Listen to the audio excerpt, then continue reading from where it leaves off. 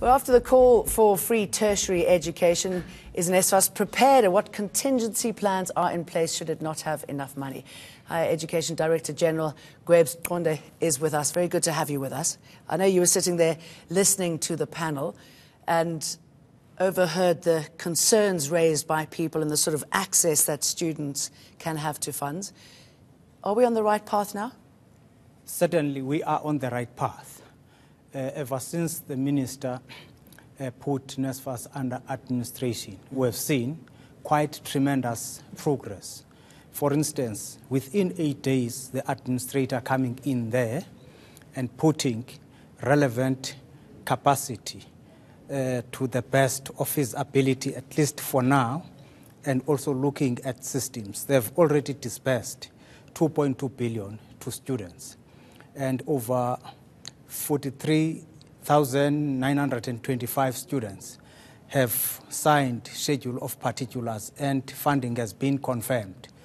So there is much progress that has actually happened now in reaching out students, and also the reconfiguration of the system of operation with institutions where the administrator dispatched NSFAS staff to institutions to work with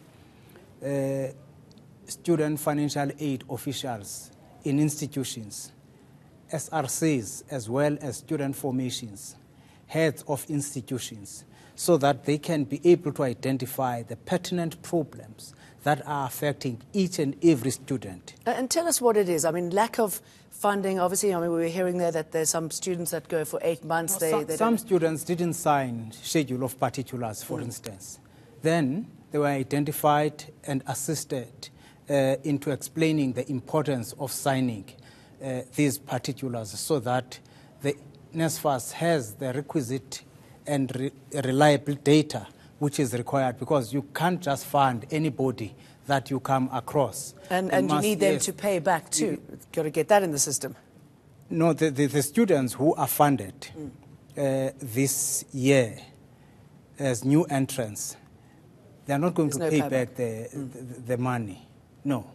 And the students who are also in the system who have been paid, who have been certified to qualify for NSFAS, the loan component has been converted into a bursary. They are not going to pay. Students who are going to pay are only those who were there before. Yes. Yes. And they will only be doing so into fulfilling their contractual obligations. Because I know that's been a problem. That's a problem I'm talking about, getting funds from them. The policy is not applicable retrospectively. Okay. It's from this year, starting with new entrants as they register in institutions. And next year, it continues. And until we fully implement over a 5-year period, phase it in. Can I stop you there? Stephen is on the line from the Val. Go ahead, Stephen. Yes, ma'am. I just want to find out. Hello? Hello, go ahead. Yes, I just want to find out what about those students that are owing the university from last year? Can they get help from NSFAS? Okay, thank you. I mean, you touched on that, but those who are struggling to pay back the debt, can they get help? The debt for 2015-16 for all NSFAS qualifying students, money has been put aside to honor that payment by government. Students are only required to go to their institutions and sign loan agreement forms, because those funds were actually owed to institutions by those students. Now, upon a student acknowledging the debt that he or she has with the institution, then government comes in and pays that debt. And have they paid it? For all the students who have signed loan agreement forms with institutions to that effect, because NSFAS would have to reconcile the books, because you can't just pay without proper documentation.